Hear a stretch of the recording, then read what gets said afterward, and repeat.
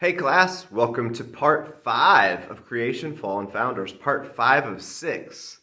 It's hard to believe, but we're nearing the end of our module here together. And as we move into part 5 today, we are making a transition from one book of the Bible to another. We are ending our time in the book of Genesis, and we are beginning a brand new book for us in the Bible, which is the book of Exodus. And this transition is going to be really nice and smooth, because the events of the book of Genesis, especially at the end, are going to be very, very connected to the events of the beginning of the book of Exodus. How so? Well, if you remember, where we ended off in the book of Genesis was with the story of Joseph. And in the story of Joseph, there was famine and drought all over the entire region, in this Middle Eastern region. And only one nation was prepared for this drought, and that was the nation of Egypt. Why? Why was the nation of Egypt prepared? Because God had given Joseph this ability and this blessing and this gift to interpret the dreams that he had given Pharaoh, and was able to prepare them and store up food, whereas other countries were not prepared for that and did not do that. As a result, all of these other countries were sending people. People were moving to Egypt to look for food. And one of those groups of people were actually the family of Joseph. And we find at the end of the book of Genesis, as a result of this, Jacob, Joseph's father, also called Israel, and all of Joseph's brothers have traveled from Canaan, the region that will eventually be called Israel, to Egypt in search of food and in search of help from this famine and this drought. And Joseph is able to provide that for them, set them up, give them a land that they can live and watch over and set up like as their own farming, their own agriculture. The land is called Goshen, where he sets them up. It's this region in Egypt that's very fertile. It's a very good land. And that's where we leave off in Genesis. And how is that connected to Exodus? Well, we did move forward hundreds of years later, but that is the reason why in the start of the book of Exodus, we find the Israelites, God's people, the nation that has become Israel, in the land of Egypt. That is why they are there. That is how they got there. And that will obviously be really important as we begin to read through what is going on between the Egyptian people and the Hebrew people and the slavery they find themselves in and all of these things. Okay, so that's important. Another important thing before we jump into kind of specifics of the events of Exodus 1 through 4, which is what we'll be hitting today, I want us to not lose sight of kind of the overarching, the general sense and importance of the book of Exodus as a whole. This is so incredibly important. We must not forget and lose sight of just how important the book of Exodus is to the Hebrew people, to the Jewish people, for their people and for their history. This book would be something akin to the Gospels for us as Christians. That's how important the book of Exodus is. Why? How can we say that?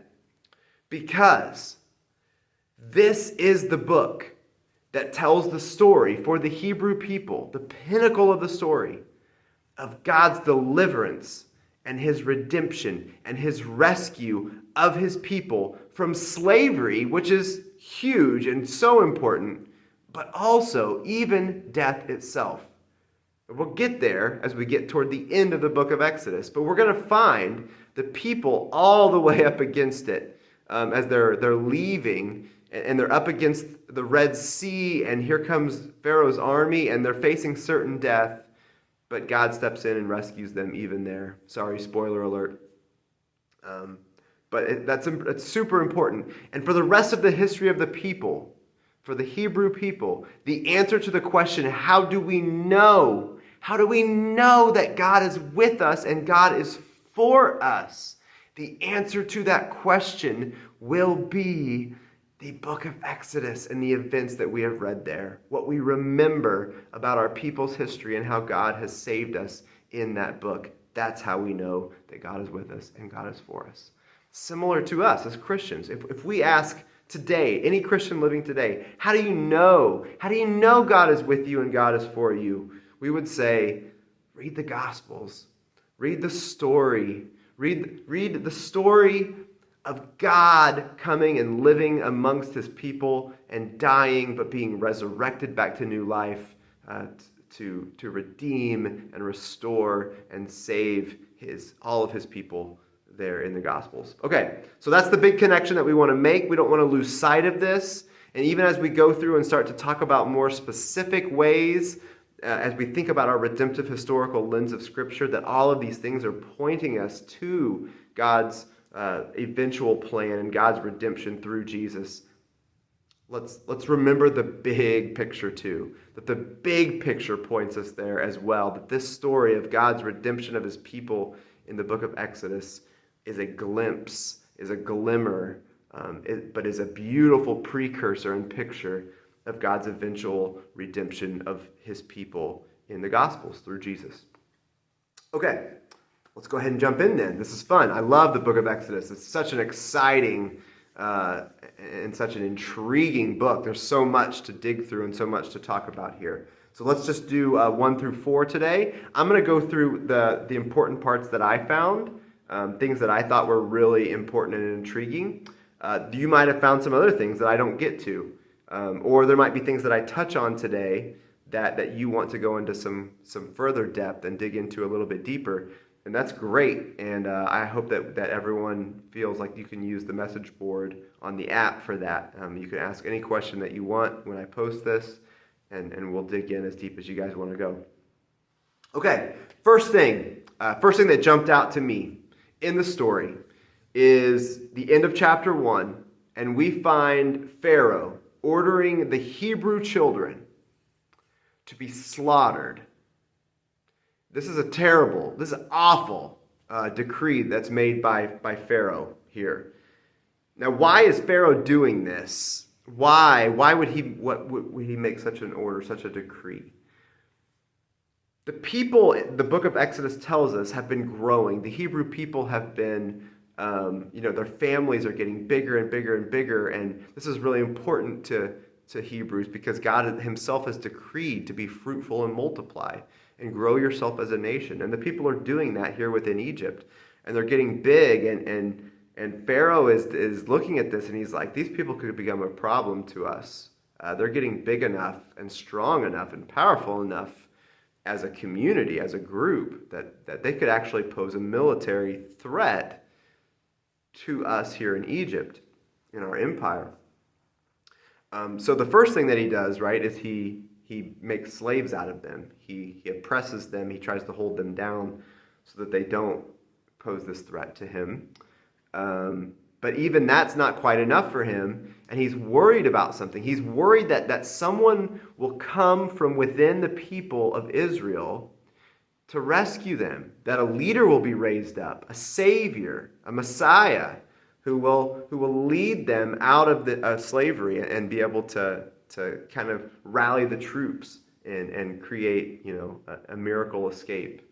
So he's worried about this, and he says the only thing that we can do is to eliminate all of the male. We can't have a male leader be raised up who can do this. So he orders all Hebrew males to be killed.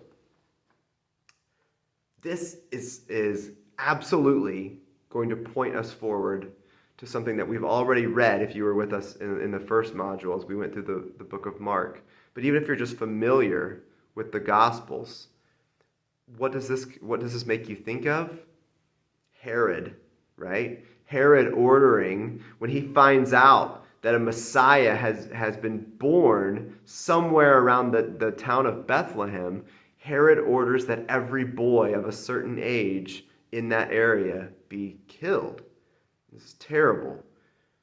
And for me, beyond just the one-to-one connection that we get here between the book of Exodus and the Gospels that points us forward to, this gives us a big lesson, I think, in a more general sense that I think is important for us to focus on and not forget. And that is that the arrival of God's salvation is not good news to people who are in love with and cling to and desire to have power. This will be a key theme from now on, all the way through the entirety of Scripture and in the entirety of human history. This has been true. Okay, second thing. Names are going to be really, really important. Names are super important in the book of Exodus. And the first name that jumps out at us that I think is really intriguing is the name of Moses. Moses' name is really interesting. The question about Moses' name is Moses a Hebrew name or is it an Egyptian name? And the answer, I think, to that is yes. It's both. Let me explain. The form of the name that we have, the name Moses, is an Egyptian name. How do we know? We know by this ending, S-E-S. This is a very common male name ending for Egyptians. For example, you guys might recognize the name of a famous pharaoh in Egypt, Ramesses. In fact, there was lots of Ramesses, right? The Ramesses are, it's like a family name that's given to lots of the pharaohs around this time, actually. And you can see that S-E-S ending there. Moses, Ramesses. Okay, so now the name Moses in Egyptian just means something like son, kid, or something, right? Like male, son. Okay.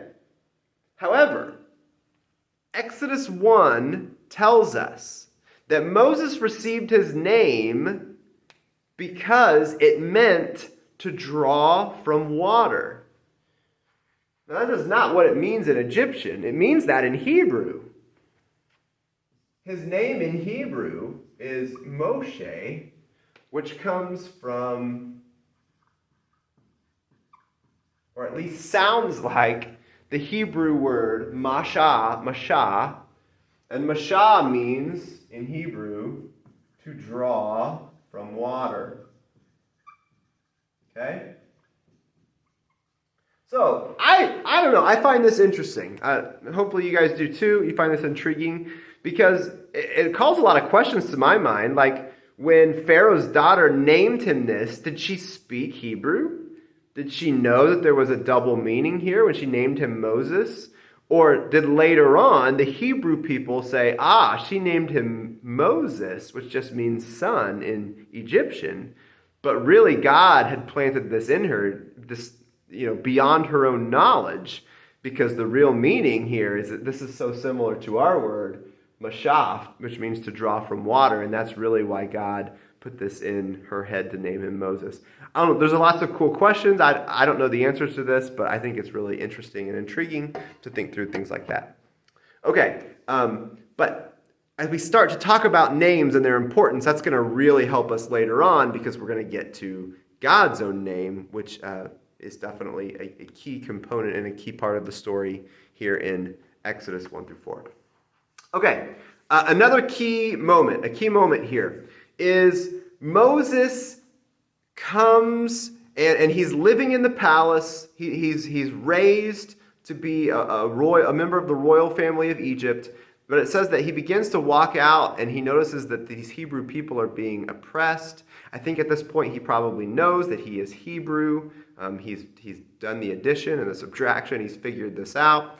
And he's very curious to go and walk amongst his own people and look at the atrocity that they're being subjected to. And he sees this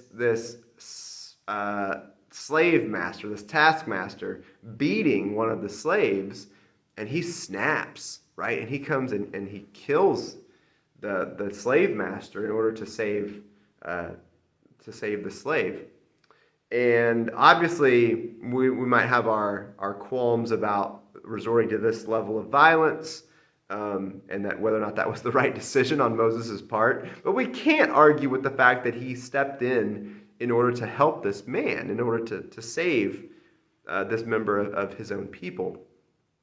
But then he comes back the next day and he kind of gets into an argument with a different Hebrew guy. And that guy is like, oh, are you going to kill us like you killed the guy yesterday if we disagree with you? You know, he's like jabbing him at it or like, man, just get away from us, you know? So this is an interesting moment in Moses' life because he's trying to help, but the people are kind of rejecting his help. So there's multiple things going on here, I think. One is that the people did not recognize the salvation that Moses was attempting to bring them at first, nor were they consistently thankful for it afterward. Even after he had saved this guy, the people are not happy with him. And I think we should connect this to Jesus as well. This is another connection here, that Jesus comes. The entire book of John is borderline kind of obsessed with this theme of Jesus' life, that Jesus came to rescue and save, and the people rejected him. The people didn't accept the salvation that he was attempting to bring them. I think we can connect it to our own time and culture. We live in a time, I think, that it's more and more difficult to tell people you're a Christian, to tell people about the love and the salvation that God has brought them, because the culture has just become increasingly hostile to it, and we live in a difficult time in that way. So there's a connection here for us too, is to think through and to work through and pray through.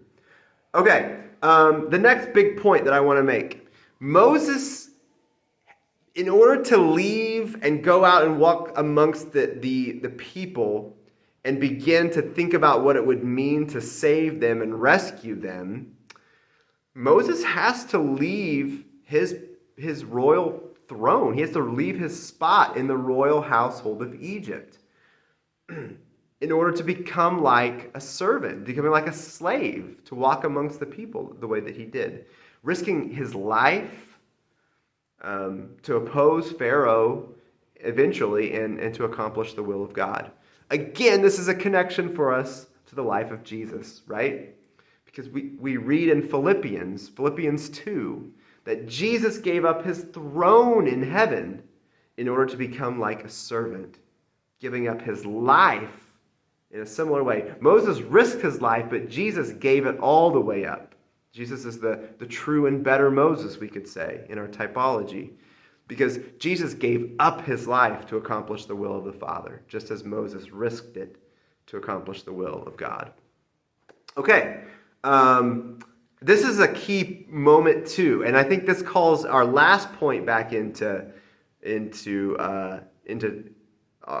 our understanding of things as we think about how the people were rejecting Moses, and Moses gave up his place in the royal palace. So now Moses is caught in the middle because he's given up his Egyptianness, right, in order to become Hebrew.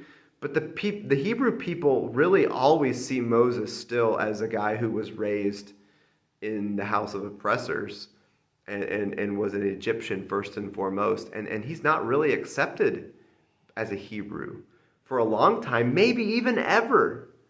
This is a theme all the way through. The people roundly reject Moses' leadership of them all the way through the rest of the Torah, the rest of these first 5 books of the Bible. And I think that's a key reason why Moses is caught in the middle now between being Egyptian and being Hebrew. His identity is kind of up for grabs. Okay, let's move on to the next point. So now we have this really crazy section of our story. And we're in Exodus 3 now, where Moses comes into contact for the first time with God himself. The burning bush. And they have this very intriguing, very rich conversation that's just chock full of stuff for us to sort through. One of the key things for us to think about, though, is when Moses asks God, and God has given him this vision and this dream and this mission to go and save his people from their slavery. And Moses says, okay, I'm going to try to picture myself doing this. I'm going to go in front of the elders of the people and say, hey, I'm here to rescue you. And they're going to ask me, who sent you? Right? Who sent you to do this? And what should I say? What name should I give them? Who should I say sent me? So he's asking God for his name. Now, before we get into the actual name that God gives, let's stop here and try to understand what is going on. Why would Moses ask for God's name? First of all, let's understand that the reason that people gave their kids names in this time, in this age, in this part of the world, is actually very different from the way that we tend to name our kids living where we do in our time, in our place, in our culture, right? I would say for the most part, most people today name kids, and I fall into this category too, primarily because the names sound good. There's some aesthetic quality to the name. It fits well with the middle name and the last name, and it all works together, and that's a big thing. We just like the name. We heard the name and it sounded cool. It sounds beautiful. It sounds great, and so we use that name. In this time and place, names had a lot more meaning for the family and what was going on at the time of the family and how they felt like God was working and moving in the life of the family. So, with that being said, however, I think that we can still make this connection. We can still understand names and what they meant in that time and that place enough to see what is going on and why Moses might be asking God for his name. I came up with 4 possible answers to this, and I think all of these could apply. Let me run through them really quick. Possibility 1 would be, if you think about a name, and this is true even of our culture today, if you ask someone's name, you are trying to make a personal connection with them. If you know their name, you're like, yeah, I know, Joe over here. If you know them by their first name, you feel like we have a relationship. We have a connection that goes on some kind of personal level beyond just, hey, you over there. Number 2 is identity, right? Moses wants to know God's identity. Who are you and where do you come from? If we feel like, especially in that time, in that culture, knowing someone's name would tell you a lot about who they are, what family they come from, and where they come from, what part of the world. And number 3, this is kind of an interesting one. I think that Moses is asking here, what authority? What authority do you have? You can see that even in the way that he phrases the question, who should I say sent me? On whose authority am I coming to tell them what I'm telling them and to promise what I'm promising? And he's promising a lot, so it's easy to see why he wants to know on whose authority can I say I come offering this big thing. And then number 4, this is an interesting one. Let's think about Moses having grown up in an Egyptian household and not really being in touch with his Hebrew roots much to this point. He might have a very Egyptian mindset and a very Egyptian worldview. And in the Egyptian worldview, there are multiple gods and goddesses. It's a polytheistic culture. And each one of those gods and goddesses have a specific function. They help you with a specific thing. Like this is the god of the sun. This is the god of fertility. This is the god of rain falling on your crops so that they can grow. So if we think about Moses and his worldview and his mindset, him asking for God's name from an Egyptian point of view could be asking the question, what can you do for me? What's your function as a God? Do you really have the power to help me with what needs to be done for me to free these slaves? Or are you the sun god? Are you maybe not able to help me with what I need help with? Okay, so that's important context for us. And now we get to the crazy part because God's going to give him a name, and he gives him the name Yahweh. The covenant name of God comes from Hayah in the Hebrew. And basically what Yahweh means, there's 3 possibilities here. It could mean the present tense, I am who I am. It could mean more of a progressive tense or of the verb. We could say, I am being who I am being, or it could have a future sense of the verb, I will be who I will be. You will see this translated different ways in different translations. I think there's something for us to be gained from each of these translations, and let me explain. If we think about the present sense, I am who I am, what does that tell us about God if that's his name? It tells us that God is not dependent on anything else for his existence. God is existence himself.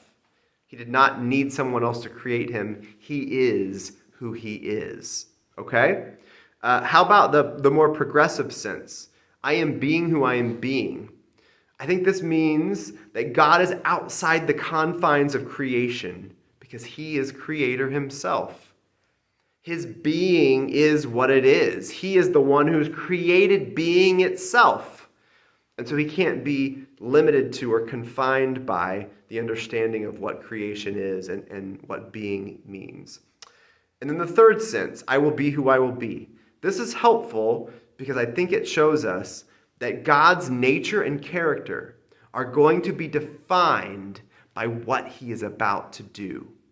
God is saying to Moses, you want to know who I am. You want to know how I can help you. You want to know on whose authority you are being sent. Just watch. Watch me work. Watch what I am about to do, and you will see who I am. You will see my identity. You will see who I am and what I came to do. This is going to be really, really important from now on all the way through Scripture. This is going to be a key component of understanding who God is. Okay, another key aspect of our story here in Exodus 1 through 4. The very idea that Moses tells God, look, people aren't going to believe it, and they're going to reject me, and I just don't think this is going to work out. I think it's an unfortunately true statement on Moses' part. I think that he had some reason to make that assumption, and we see that God kind of goes along with him too. God kind of knows, like, yeah, you might be right. The people might not believe you and might reject you. And so God, what he does is he gives him miraculous signs. He does the crazy thing where he throws the staff on the ground and it turns into a snake, and then he picks it back up and it's a staff again. He puts his hand in his cloak and takes it back out, and his hand is leprous, and he puts it back in, and then it's healed again. So he shows him these miraculous signs. And this is also pointing us forward, isn't it, to things that Jesus did. Jesus came to perform miraculous signs. Why? Because of unbelief. Right? That's what's going on here in Exodus. Why are the miraculous signs necessary? Unbelief. And we might have some excuse for the people here. The people of Israel in the time of the Exodus haven't really been having a close relationship with God. They've drifted away from God in these hundreds of years of slavery and these multiple generations that have passed since they first came down to settle in the land of Goshen here in Egypt. But there's no such excuse, and Jesus is very harsh with the religious leaders and the people of Israel in his time when they demand miraculous signs. And we see Jesus saying, ye of little faith. Like, why? You require miraculous signs, but even if I give you miraculous signs, you won't believe. All of this is it's due to your unbelief and your hardness of heart that you require me to show you sign after sign after sign. Okay, Moses spends some time away, right? He leaves and then he comes back after having this connection with God. And at Moses' second appearance in Egypt, he is going to bring judgment on Egypt, and he is going to come to deliver the people. That is his message. That is his mission. And again, we have a connection there with Jesus, because Jesus' own second coming, and don't worry, we don't have to spend a lot of time on this one because we'll have plenty of time to talk about Jesus' second coming and what that means for us today in the church. That's obviously a much future topic for us here in the story of God. But I think it's important for us now to make this connection and show just why Moses is a type of Christ and how he's showing us Jesus to come. Okay, last thing. Last point I want to make is as we find Moses now going in front of Pharaoh here for the first time in Exodus 4, Moses says, God wants to tell you, Pharaoh, that you have captured and are abusing and are hurting and are enslaving his firstborn son. Israel is God's firstborn son, and he requires you to let them go. Now, why is this important language that he's using this statement that Israel is God's firstborn son? 3 key points that I want to make here about why this, I think, is a really, really important and really interesting language that God would use and Moses is using to Pharaoh to describe the people of Israel. Number 1 is it's a direct statement right at Pharaoh himself. Why? Because Pharaoh has ordered the destruction and the demise and the slaughter of God's own people. And he wants Pharaoh to see the importance of what he is doing. He's saying, you, Pharaoh, are destroying my people. It is my firstborn son. Pharaoh would understand this, right? He would know this language. Because in this time, in this place, in this culture, your firstborn son was so important. It's a little different for us today. We love all of our children equally. And not that people then love their children, more or less. Some of them might have, I don't know. But the firstborn son was everything. The firstborn son was how you ensured that your family would continue. It was how you ensured your own retirement, that someone could take care of you in your old age. It ensured that your money and your possessions and everything would move forward and stay in the family control. The firstborn was the inheritor. It was the heir to everything that you had worked for and everything you had done in your life. And Pharaoh would have known this. This would have been true for Pharaoh's time, for Pharaoh's place there in Egypt, the same as it was for the Hebrew people. Okay, because of that moves us to our second one. It's a statement of God's love and care for his people, saying, this is as important to me as a firstborn son. This is how important my people are. He's saying, I place all of my love and my care I pour out on these people. That's how much I love this people. I love them like a firstborn son. And it's also a statement of the importance of the people to God. He is saying, this is how important they are to me. My mission depends on them. My plan. Of course, Pharaoh knows nothing about God's overall rescue plan for all of his people. But that's the subtext here, right? Is that God is saying, this is how important my people are because this is who I've picked. This is who I've chosen from which the Messiah will come to save the entire world. All right, that's it for today. Thanks for sticking with me. We're going to go ahead and wrap up, and I can't wait to see you guys on Sunday as we wrap up the module and we finish up at least this half of the book of Exodus. And I can't wait. We'll see you guys soon. Bye for now.